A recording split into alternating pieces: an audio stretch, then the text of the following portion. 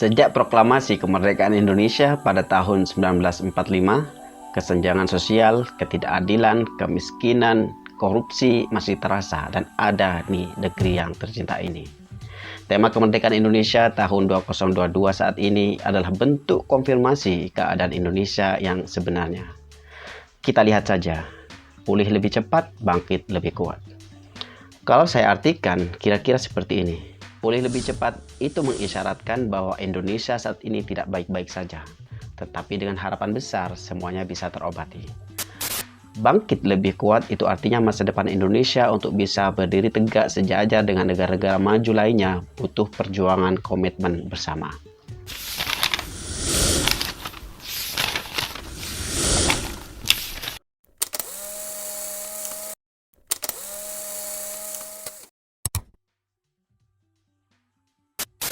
Halo sahabat sekalian, saya masih ingat dengan jelas ketika saya masih sekolah di SD, SMP, dan SMA, guru saya ketika menjelaskan tentang Indonesia, beliau selalu bilang bahwa Indonesia tergolong negara yang berkembang. Tidak jauh berbeda status negara Indonesia masih menjadi negara berkembang sampai sekarang. Artinya, Indonesia tidak ada perubahan signifikan dari rentan waktu sekitar 15-20 tahun dengan presiden dan pemerintahan yang berbeda. Kalau kita melihat negara-negara maju saat ini, mereka bukan tidak mempunyai sejarah masa lalu yang sulit, seperti China, Jerman, dan juga Korea Selatan. Sebut saja Jerman dan Korea Selatan.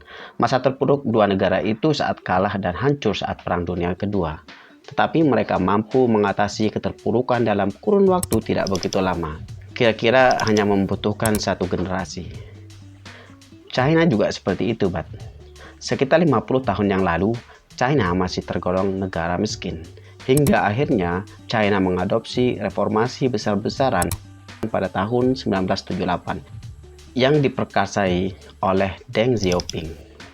Artinya membuat China menjadi negara maju seperti sekarang. Bahkan China bisa dikatakan menjadi negara adidaya nomor 2 setelah Amerika, hanya membutuhkan waktu kurang 50 tahun. Saat ini Indonesia genap berusia 77 tahun. Sejak negara ini merdeka pada tahun 1945, tetapi Indonesia masih berada dalam kategori negara berpendapatan menengah atau berkembang. Jokowi mempunyai visi dan cita-cita bahwa Indonesia akan keluar dari negara berkembang menjadi negara maju pada nanti saat Indonesia sudah berusia genap 100 tahun atau 1 abad, yaitu pada tahun 2045 dengan istilah Indonesia Emas. Lalu cita-cita ini dijadikan program di bawah naungan Kementerian Perencanaan Pembangunan Nasional Republik Indonesia.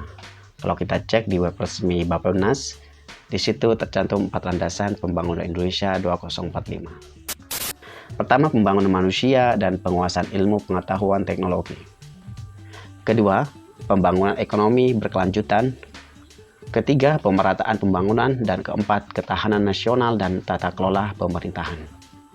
Sehingga Indonesia bisa keluar dari jebakan pendapatan menengah menuju salah satu PDB terbesar di dunia, mencapai 7,3 triliun dolar United States dan pendapatan per kapita mencapai 25.000 dolar United States dengan pertumbuhan ekonomi Indonesia minimal mencapai 6% per tahun.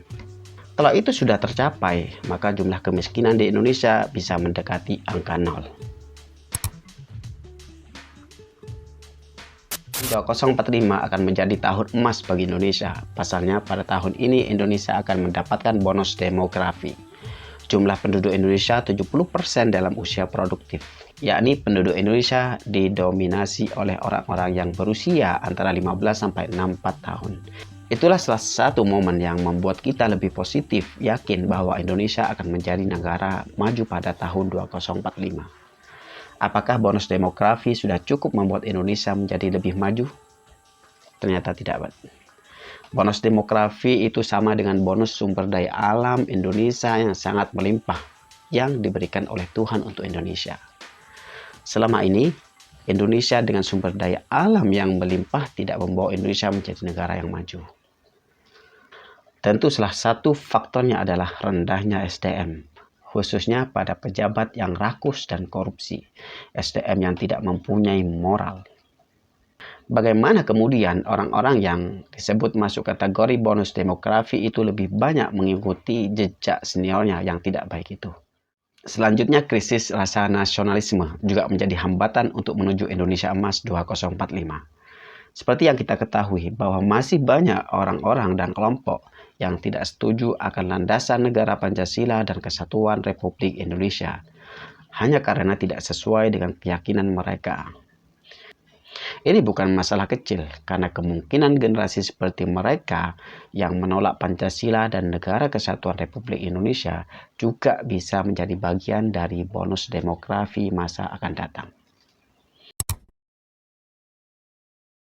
Bonus demografi bisa menjadi peluang besar untuk menuju Indonesia Emas 2045, sekaligus menjadi ancaman.